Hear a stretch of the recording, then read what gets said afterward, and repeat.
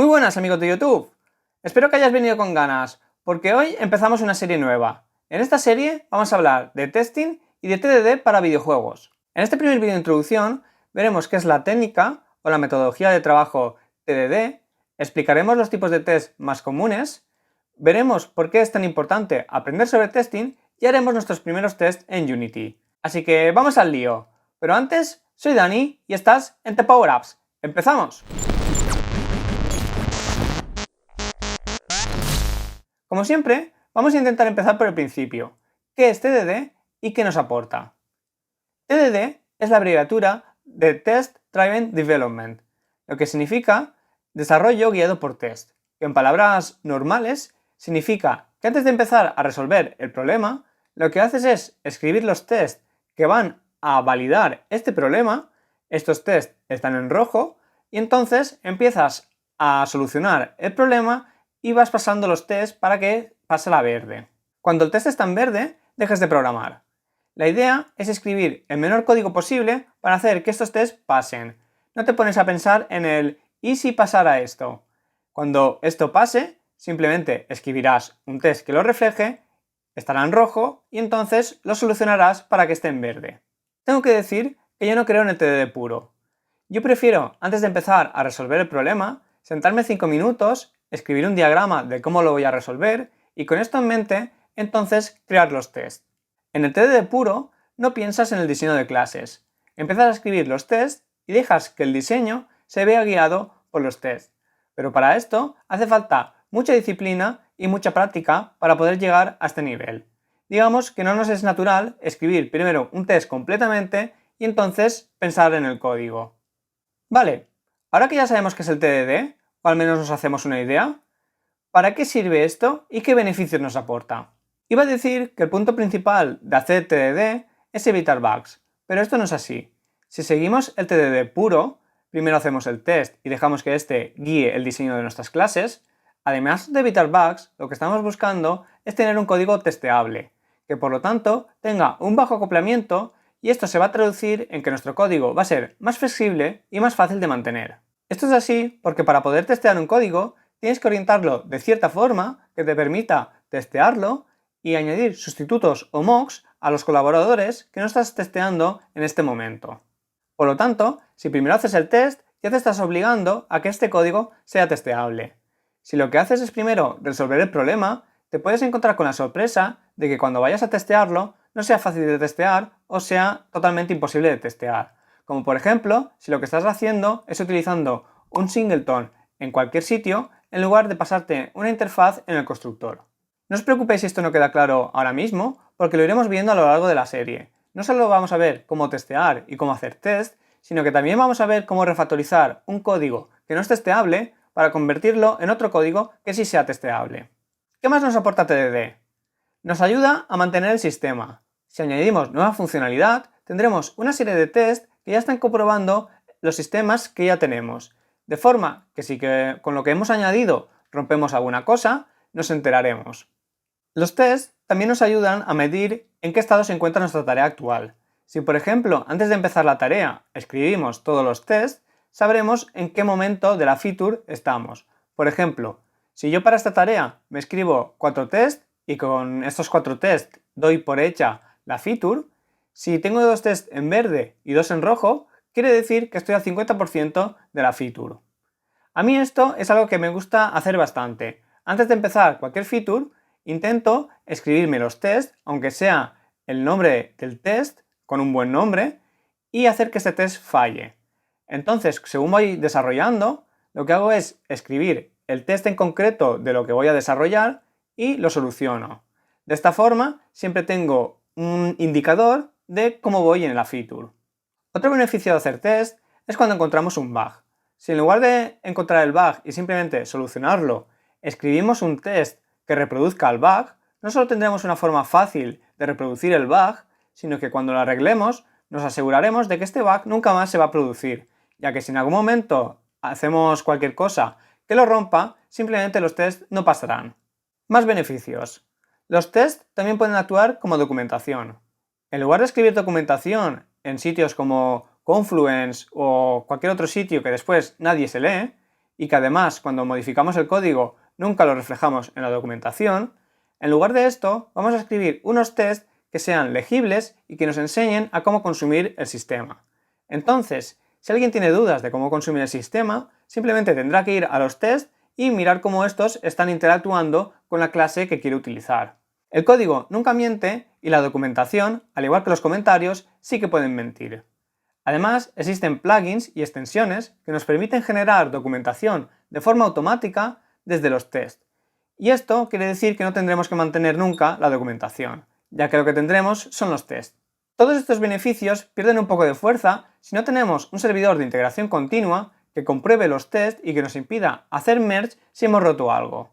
Por suerte, aquí en el canal ya vimos cómo crear un servidor de integración continua con GitHub Actions y con Unity de forma gratuita y muy fácil de hacer. Por aquí arriba te dejo el enlace. Si no lo viste, te recomiendo que después de la introducción veas ese vídeo. Perfecto. Si lo he hecho bien, a estas alturas ya deberías de saber qué es el TDD y qué beneficios nos aporta tanto el TDD como el testing en sí. Así que ahora voy a pasar a explicarte los tres tipos de test más comunes o más utilizados. Los primeros serían los tests end-to-end, también llamados test de aceptación y test funcionales. Estos tests lo que intentan es comprobar, validar una feature o una parte de ella de principio a fin, simulando un entorno lo más parecido a un entorno de producción, incluyendo el servidor. Esto es más fácil decirlo que hacerlo, y sobre todo en videojuegos. Un ejemplo de un test end-to-end sería: el usuario abre la aplicación, pulsa sobre el botón de empezar un juego, enviamos la petición al servidor, recibimos esta información y cargamos el juego con la información del servidor. El test empezaría cuando el usuario hace input o abre la aplicación y termina cuando ya hemos cargado el nivel. Estos tests se pueden escribir con código o con lenguajes como Cucumber que se parecen más al lenguaje humano. Aquí os pongo un ejemplo. En este ejemplo estamos comprobando la feature de registrarse y tenemos aquí arriba la palabra clave feature, que es la feature que testearemos, una pequeña descripción y entonces tenemos escenarios. Cada escenario podemos decir que es un test. El primer escenario es que simplemente se registra y funciona todo. Tenemos una pequeña descripción y entonces empieza el test. Dado que he seleccionado registrarme, cuando haya introducido unos datos válidos, entonces tengo que recibir un email de confirmación y tiene que estar con un mensaje personalizado. Esto sería un test end-to-end. El siguiente tipo de test serían los test de integración, que como su nombre indica, intentan comprobar la integración de distintas clases que colaboran entre sí. En estos tests, al igual que con los end-to-end, que no lo he dicho, no podemos utilizar mocks o sustitutos. Por ejemplo, supongamos que tenemos un sistema de logs que cada vez que mostramos un log, además queremos que lo escriba en un fichero. Crearíamos un test que crease esos dos sistemas, los relacionase y entonces llamaría a la función de mostrar un log. Y lo que haríamos en el test sería comprobar que al haber llamado a esta función, efectivamente hemos escrito en el fichero la información que queremos. Y el tercer tipo de test que vamos a ver son los test unitarios. Estos tests prueban la unidad de una clase. Siguiendo con el ejemplo del sistema de logs, lo que tendríamos es, en un test que crearíamos el sistema de log y crearíamos un sustituto o un mock para el sistema de ficheros. Entonces llamaríamos al sistema de log para que mostrase el log y aquí, en lugar de comprobar que el sistema de ficheros ha escrito en el fichero, lo que comprobaríamos es que el sistema de log, cuando hemos llamado a mostrar log, ha llamado al sistema de ficheros con la información que nosotros queremos. Aquí no podemos comprobar que se ha escrito en un fichero porque realmente este sistema de ficheros es un mock, es un sustituto que no va a hacer nada. Lo único que podemos hacer es comprobar que recibe la información correcta. Por lo general, los test unitarios son los test más rápidos. Después vendrían los test de integración y por último los end-to-end. Seguramente estés pensando que los test de integración y los test unitarios de alguna forma son lo mismo. Porque si, por ejemplo, en el test de integración que hablábamos antes, en el del sistema de ficheros, que lo que estamos comprobando es que se han escrito los datos correctos en el fichero, aquí de alguna forma ya estamos validando lo mismo que el test unitarios. Ya estamos validando que se está llamando con la información correcta al sistema de ficheros. Aquí hay un gran debate. ¿Debemos de escribir solo test de integración? ¿O también tenemos que escribir test unitarios? La verdad es que las respuestas son infinitas. A los programadores nos cuesta bastante ponernos de acuerdo. Personalmente, me gusta más utilizar test unitarios para testear una clase y moquear las dependencias. Lo hago así porque los test unitarios son mucho más rápidos. Además, si estoy probando el 100% de mi clase, toda la unidad, lo que estaré comprobando también es cómo se va a comunicar con los otros sistemas. Aunque estos sean mocks, si yo compruebo que se llama con los datos correctos, cuando esté utilizando clases reales, esta integración debería de funcionar. En Unity podemos hacer test de Play Mode y test de Edit Mode, pero no los confundamos con los distintos tipos de test. Muchas veces se asocia el Play Mode a los test de integración y los de Edit Mode a test unitarios, pero esto no tiene por qué ser necesariamente así. Los de Play Mode simplemente es que van a arrancar una escena y van a durar varios frames.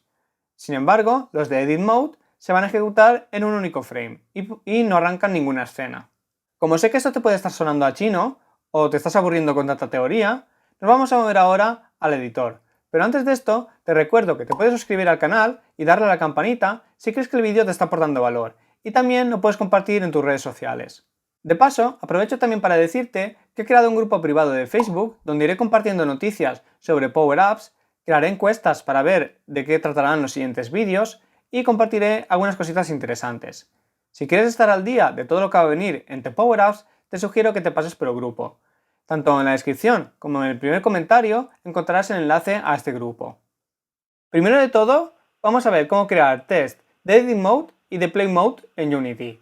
Para esto primero vamos a buscar la ventana de testing y para esto nos tenemos que ir a Window y aquí lo tenemos en General Test Runner. Yo os recomiendo que esta ventana la tengáis siempre a la vista o de una forma accesible. A mí me gusta ponerla por aquí. En esta ventana ya estamos viendo Play Mode y Edit Mode. Estos son los dos tipos de test que podemos crear. Como ya he dicho antes, los de Play Mode cargarán una escena y los de Edit Mode no. Para poder empezar a crear test, lo que tenemos que hacer primero es crear un assembly de test. Si no sabes qué es esto de los assemblies, por aquí arriba te dejo un vídeo donde ya vimos qué eran esto de los assemblies, los beneficios que aportaban y cómo configurarlos en Unity. Ahora simplemente voy a crear los assemblies para testing, pero no voy a entrar en detalle. Lo primero voy a crear una carpeta de código. A mí siempre me gusta tener una carpeta de code, de script o como lo quieras llamar. Y aquí es realmente donde tendríamos todas nuestras subcarpetas de los distintos módulos del juego. Para crear un assembly de test, simplemente le puedo dar aquí y esto ya me va a crear un directorio y un assembly con este assembly configurado para que sea de Play Mode o de Edit Mode. Así que le voy a dar aquí y veis, me ha creado una carpeta. La llamo test. Lo que voy a hacer es renombrarlo para saber que estos son los de Play Mode. Lo podría haber hecho antes, pero se me ha pasado. Y el assembly lo tengo que renombrar también dentro. Aquí en el inspector, ahora cuando termine de compilar, aquí aparece el nombre y lo tenéis que cambiar. Por desgracia, cuando cambiáis el nombre no se cambia directamente dentro del assembly, tenéis que hacerlo a mano. Lo aplicamos y aquí lo tenemos ya. Después veremos en más detalle el assembly. Lo que voy a hacer ahora es crear el primer script de test. Para esto, botón derecho, Create, Testing y C# Test Script. Como veis aquí arriba también podría crear el directorio y el assembly de testing. Creo el script, ahora mismo no le voy a poner ningún nombre, simplemente lo que quiero es que me aparezcan aquí los tests que ya me escribe por default. Estos son los Play Mode. Voy a crear ahora los de Edit Mode. Me voy a la raíz, al código, y aquí simplemente como antes le digo que me cree el directorio. Y estos son los Edit Mode. Igual que antes, me ha creado el assembly. Voy a crear el primer script de testing. Y con esto tendríamos ya nuestros primeros tests, tanto de Play Mode como de Edit Mode. Aquí veis que tengo los de Edit Mode. Edit Mode, los puedo ejecutar, están todos en verde. Y lo mismo para los de Play Mode. Como veis, me está cargando una escena. La vuelvo a reproducir. me está creando una escena de forma dinámica. Esto es lo que hacen los tests de Play Mode. Te arrancan una escena de forma totalmente dinámica y aquí instancian las cosas que tú estés instanciando dentro del test. Dentro del test también le puedes decir que te cargue una escena en concreto. Sin embargo, en los de Edit Mode simplemente le das a Run y lo que está haciendo es ejecutar el código, tal cual. Aquí hay muchas cosas en las que podemos entrar en debate y analizar, como por ejemplo las distintas carpetas de testing. Hay, digamos, dos formas principales de organizar el proyecto y de organizar los tests. Una es esta que estamos viendo aquí, que sería tener en la raíz una carpeta para los tests de editor y otras para los de Play Mode. Si ahora yo crease un código, por ejemplo, de batalla, voy a crear el directorio de batalla, supongamos que aquí dentro hay código, está el código de la batalla, y yo quiero crear un test de editor, lo que haría es, dentro de la carpeta de test de editor, replicar la carpeta de batalla. Y aquí dentro es donde realmente escribiría los tests sobre la batalla. Lo mismo haría con el Play Mode. Aquí tendría una carpeta de batalla. ¿Qué ventajas tiene esto? Pues que tienes el código por un lado y los tests por otro. ¿Qué desventajas tiene? Pues que tienes el código por un lado y los tests por otro y tienes que andar buscando. ¿Qué otra alternativa existe? La otra alternativa es hacer la inversa. Dentro de batalla, además de tener el código normal, el que resuelve el problema de batalla, tendríamos una carpeta para los tests de editor y otra carpeta para los tests de Play Mode. Básicamente sería como coger esto y moverlo dentro de la batalla. Y aquí ya no tendríamos esta carpeta de batalla. Directamente estos serían los tests de batalla. Esto quiere decir que para otro módulo, voy a duplicar esto, por ejemplo, el módulo de héroes, tendríamos otra vez la carpeta con los tests de editor y la carpeta con los de Play Mode. ¿Qué problema estamos teniendo ahora mismo? El problema es que no pueden haber dos assemblies que tengan el mismo nombre. Aunque esos dos assemblies están en carpetas distintas, tienen el mismo nombre y esto no se permite. Yo lo que suelo hacer, si utilizo esta estructura de carpetas, es que delante le pongo el nombre de la carpeta o del módulo, punto, y ya editor o Play Mode. Recordad que si lo cambiáis en el nombre, tenéis que ir al inspector y también cambiarlo aquí, no se va a cambiar de forma automática. Voy a hacerlo también con el de Play Mode para que me compile. Y ahora sí, está compilando y ahora podremos ejecutar todos los tests. Cuando termine de compilar, ha terminado de compilar, como veis aquí tengo los de héroes y estos son los de batalla que de momento no les he puesto Battle, simplemente están con el nombre que les habíamos puesto al principio. Si los ejecuto todos, están todos en verde. Lo mismo con los de Play Mode. ¿Qué más cosas interesantes? Vamos a ver la diferencia entre los assemblies de Play Mode y los de Edit Mode.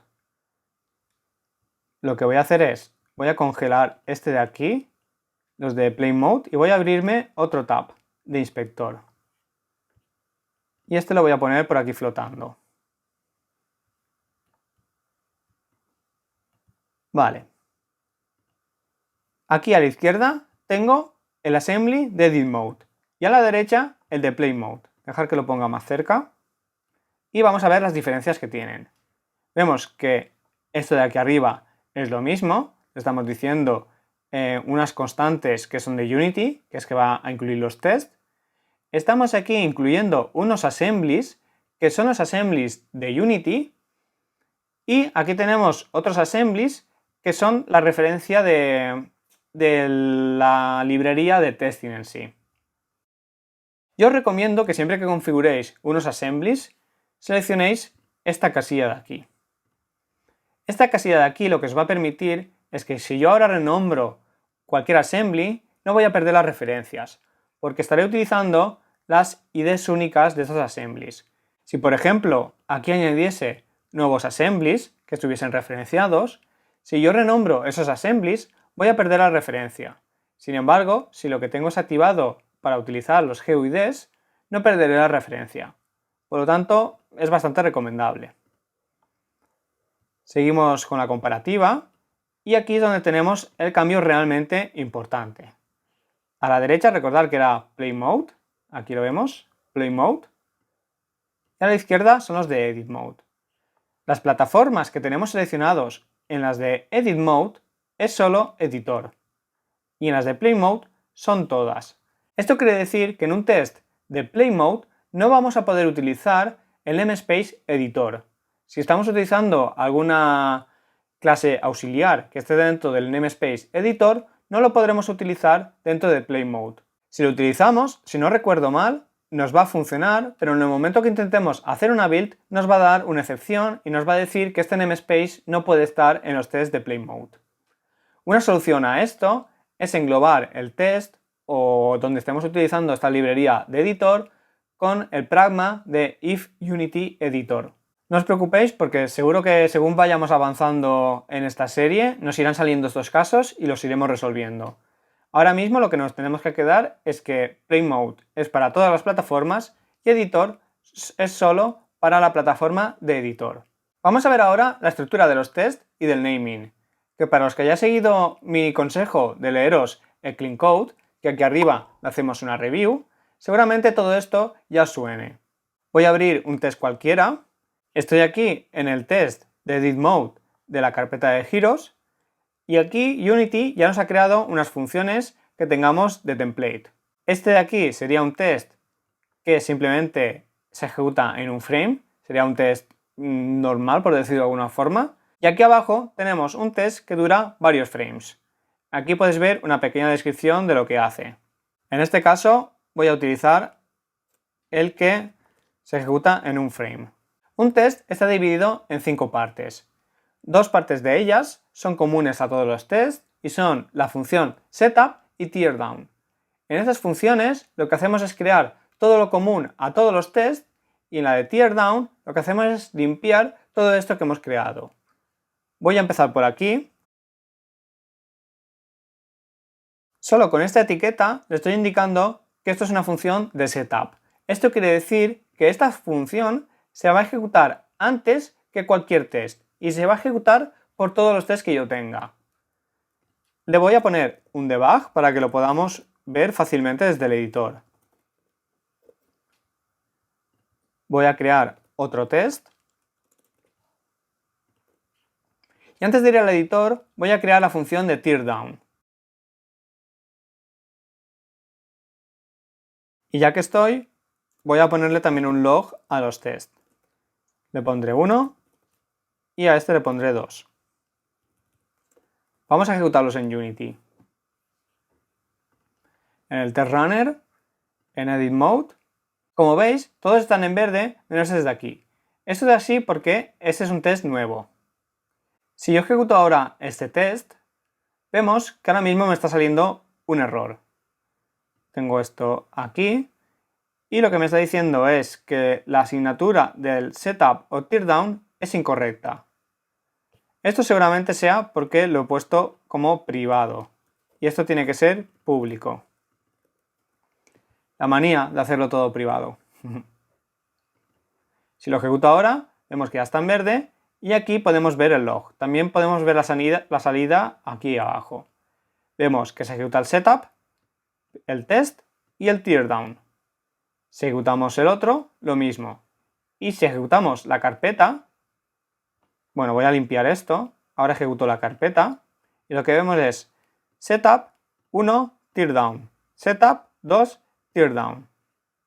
Como veis, tanto el setup como el teardown se está ejecutando por cada test, al principio y al final.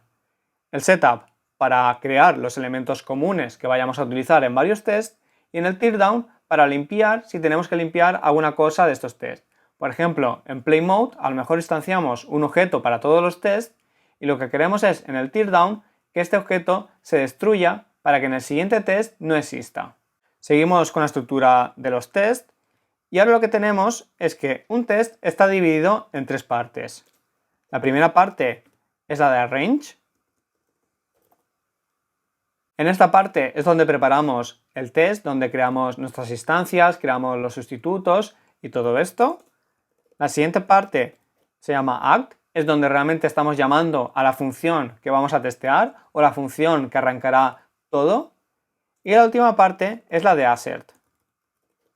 En esta parte de aquí es donde vamos a escribir los asserts para comprobar que lo que está ejecutando la función funciona como esperamos. Por ejemplo, vamos a suponer que queremos comprobar que la suma de dos números da el resultado que esperamos. Aquí lo que haríamos será crear este sistema. En este caso simplemente voy a crear dos variables, a y b. No utilicéis estos nombres en un caso real. El act sería ejecutar la función. En este caso voy a sumarlo simplemente. A más b. Y en assert lo que haré será comprobar que el resultado es el que espero. En este caso espero el resultado de 20. Y esto es assert. No confundir assert con el assert que está dentro de assertions de Unity. Estos asserts, como veis aquí, son los de NUnit y estos son los de test. Los asserts de Unity son asserts que ya me habéis visto utilizarlos en el código como tal. No en un código de test, sino en un código real. Estos segundos de aquí, los de Unity, cuando compilemos una build para producción, se van a eliminar de forma automática. Y estos de aquí son los que tenemos que utilizar para los tests. Tenemos aquí el assert y ahora tenemos un montón de comprobaciones que podemos hacer. Por ejemplo, que sea nulo, is null, is not empty, is not null. También podemos decirle si es verdadero, si es mayor o menor. Tenemos un montón de comprobaciones y las que no tenemos realmente las podemos generar a través de las otras. Por ejemplo, si yo no tengo una comprobación en concreto, puedo hacer como si fuera un if y entonces decirle is false o is true. Lo vamos a ver ahora. Por ejemplo, yo ahora le puedo decir que sea igual. Ahora igual. Esto es algo bastante importante. Aquí, como veis, delante va el spec y después el actual. Esto es lo que estamos esperando y el valor que tenemos actual. Y bueno, si queremos añadir un delta de varianza, por ejemplo, si estamos comprobando dos floats, le tendremos que poner un delta porque los floats pueden tener fallos de coma flotante. Es importante que delante pongáis lo que esperáis y después el valor actual. Es importante porque cuando este assert falle, esto generará un mensaje de error. Y si invertimos estas dos variables, todo va a funcionar, pero el mensaje de error va a estar a la inversa, con lo que nos va a costar un poco más de entender. Entonces, ¿qué esperamos? Esperamos que sea 30. Y el valor actual es lo que había guardado en la variable result. Voy a hacer ahora que falle, voy a ponerle 31 y voy a irme a probarlo. Si ejecuto el test, vemos aquí que me está diciendo esperabas que fuese 31, pero está siendo 30. Si yo hubiese invertido esto, pues el mensaje estaría invertido, no sería claro. Si ahora le pongo 30, esto debería de estar en verde. Así es. Como veis, esto lo he hecho con el array equal, pero lo puedo hacer de otras formas. Por ejemplo, le puedo decir que sea verdadero. Puedo decir que result es igual a 30. Y esto también va a funcionar. Lo que me está diciendo aquí es que siempre es 30, siempre es verdadero, porque básicamente tengo los valores aquí hardcodeados y Rider, que es muy listo, ya me sabe decir que esto es verdad siempre. Yo os recomiendo que no utilicéis esto de aquí. Limitar el isTrue y el isFalse para funciones que devuelvan un booleano. Y para el resto de operaciones tenéis por aquí arequal, es mayor, es menor, un montón de cosas que podéis asertar. El último tema sobre el que os quiero hablar es sobre el naming. Para el naming hay bastantes convenciones que utilizar. Y como ya he dicho antes, no nos ponemos de acuerdo en cuál es la mejor. Así que yo os voy a contar la mía. A mí la que me gusta utilizar es esta de aquí, que es el nombre del método que vamos a probar, lo separamos con un guión bajo, cuándo o bajo qué condiciones lo estamos probando, y aquí qué es lo que estamos esperando que pase. Por ejemplo, si en esta misma operación, aquí sería, suponiendo que esto estuviese extraído en una clase, sería el método de suma, bajo las condiciones pues que recibo dos números enteros, y lo que espero es que me dé el resultado correcto. Para practicar, ahora crearé una clase y veremos esto mismo. Pero antes, otro tema que os quiero comentar. En el Clean Code nos dice que un test debe asertar una única cosa. No se refiere a que deba de asertar a solo tener un assert, sino que lo que tiene que asertar es un contexto. Por ejemplo, imaginemos que tenemos una función para restar vida. Cuando atacamos al enemigo, le restamos vida. Pero lo que queremos es que además de restar vida, esta función envíe una notificación. Entonces, podríamos tener un único test que comprobase, que hiciera un assert de esta vida, de si realmente ha actualizado la vida, y tener otro assert que comprobase si se ha enviado la notificación.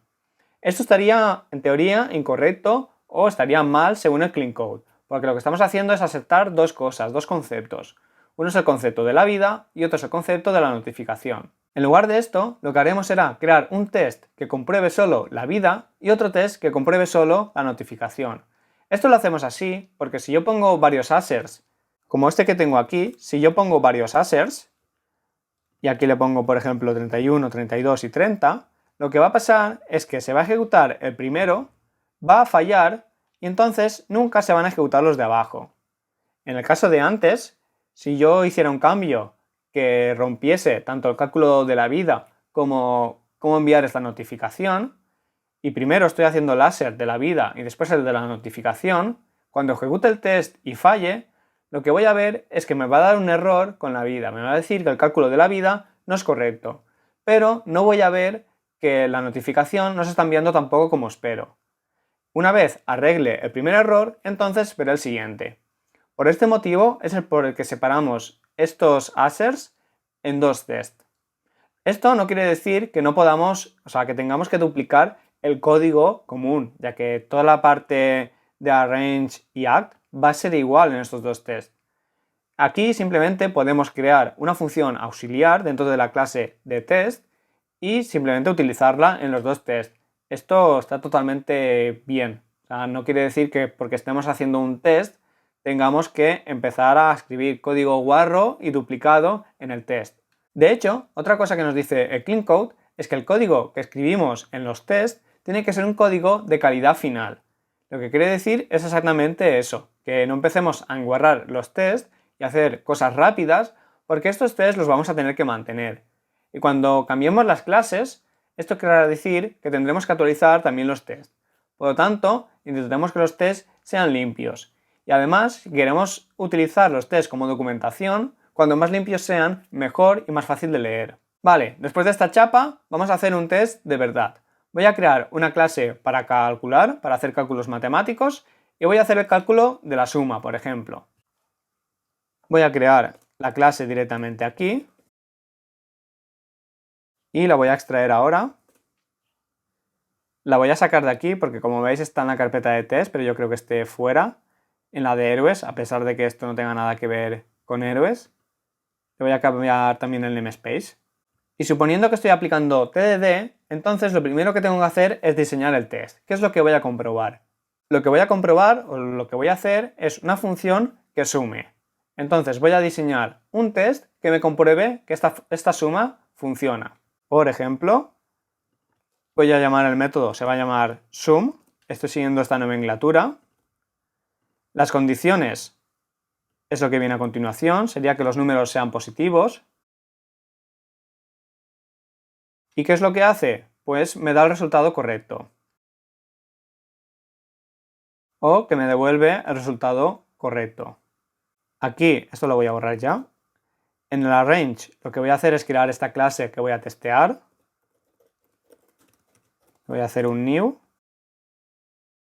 Y esto es lo que os quería enseñar.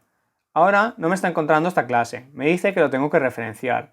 Esto es porque en el momento que tengo assemblies, ya todo tiene que funcionar con assemblies y los tengo que ir referenciando.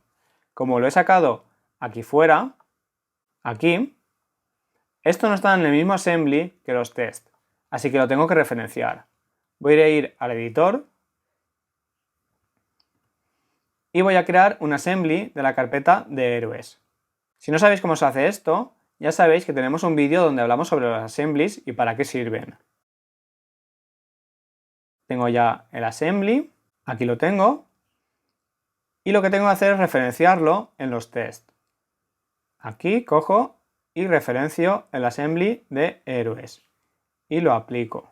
Si vuelvo al código, ahora esto me lo debería de encontrar y ya puedo hacer el import. Perfecto. Aquí arriba he hecho ya el import, el using. Esto me sobra. Vale, tengo la calculadora y voy a hacer el art. Como estoy haciendo TDD, este método que voy a probar aún no existe. De hecho, en el TDD realmente no hubiese creado esta clase.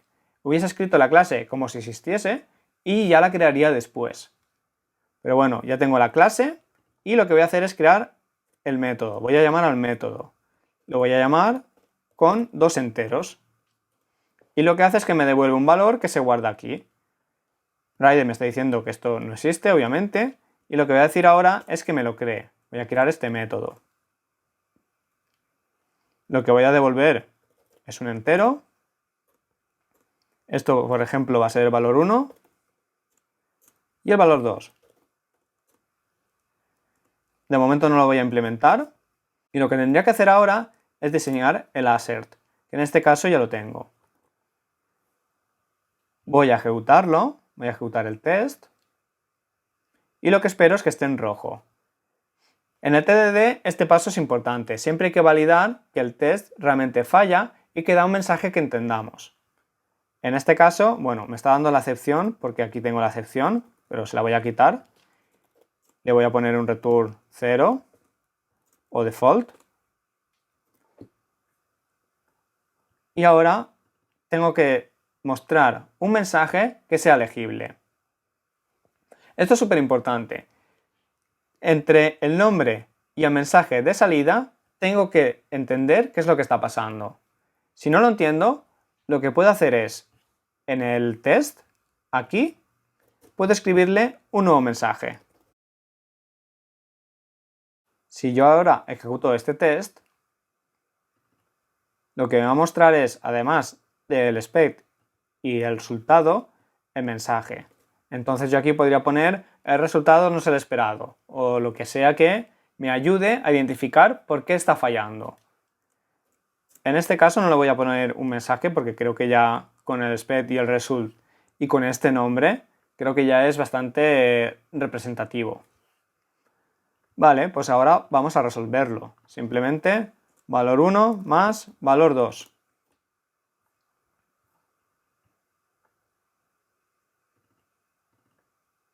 Y ahora sí que lo tengo en verde. De hecho, estos logs los puedo quitar ya. Aquí tenemos nuestro primer test. Perfecto. Lo que voy a hacer ahora es crear otro test y lo que voy a hacer es asertar una excepción. Por ejemplo, yo no quiero que a esta calculadora se le pueda llamar con números negativos. Así que voy a empezar por crear el test. Primero el método. Ahora las condiciones. Aquí había dicho que los parámetros son positivos y lo que quiero probar ahora es que si alguno es negativo me dé una excepción. Y el resultado que espero. ¿A qué le diría que lanza una excepción?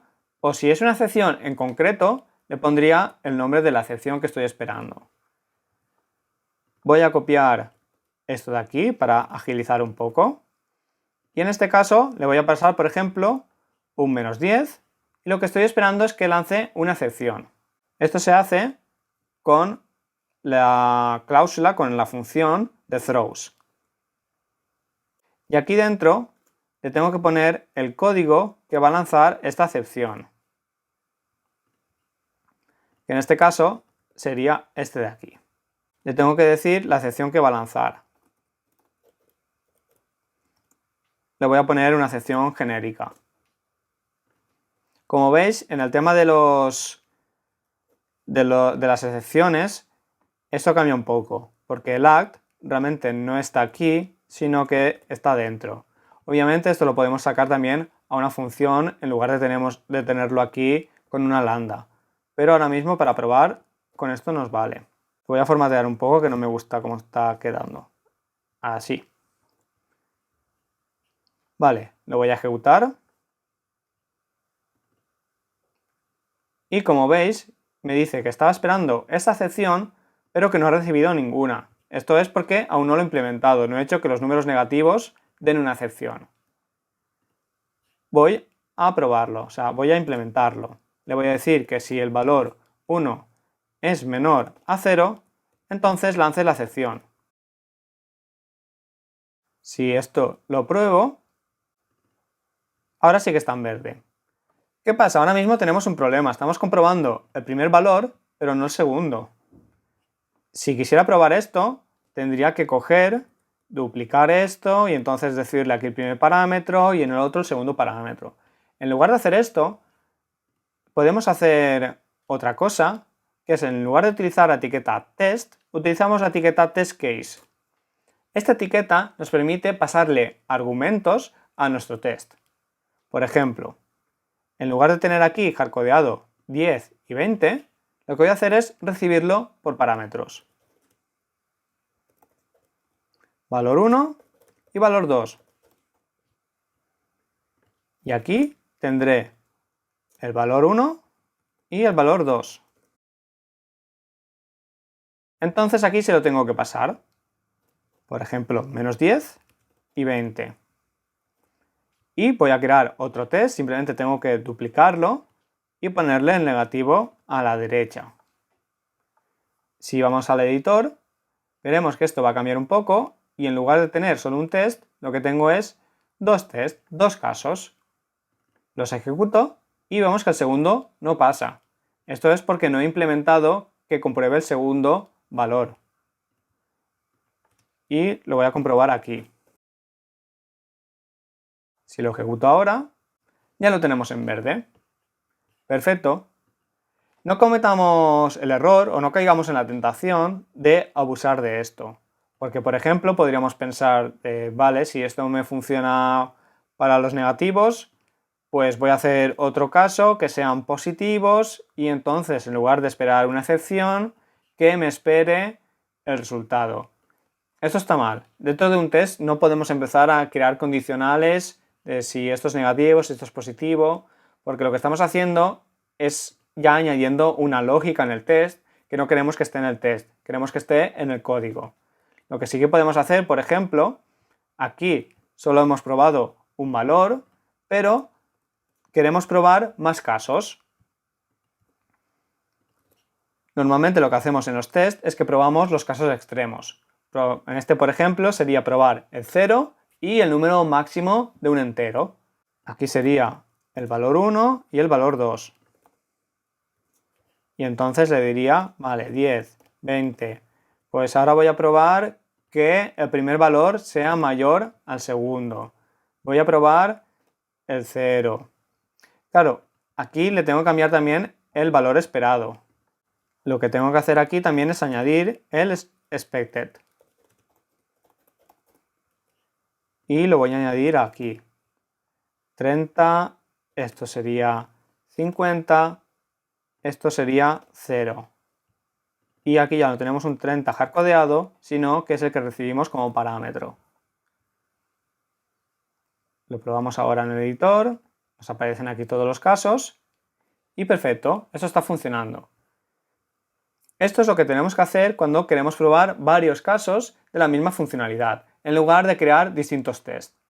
Pues creo que como introducción no está nada mal. En los siguientes vídeos entraremos en más detalle, veremos cómo crear sustitutos y cosas más complejas. Si estás viendo este vídeo en la semana de publicación, quiero decirte que este sábado también haré un directo donde voy a refactorizar un código que un amigo nos ha enviado y lo refactorizaré en vivo. Así me podréis preguntar y si nos queda tiempo, al final seguramente podamos charlar. El directo será a las 6 hora española y cuando lo haya creado compartiré el enlace por el grupo privado de Facebook y por las redes sociales. Así podréis añadir el recordatorio si queréis. Así que nos vemos allí. Y no olvides que te puedes suscribir al canal y compartir el vídeo si crees que este te ha aportado valor. ¡Nos vemos! ¡Hasta luego!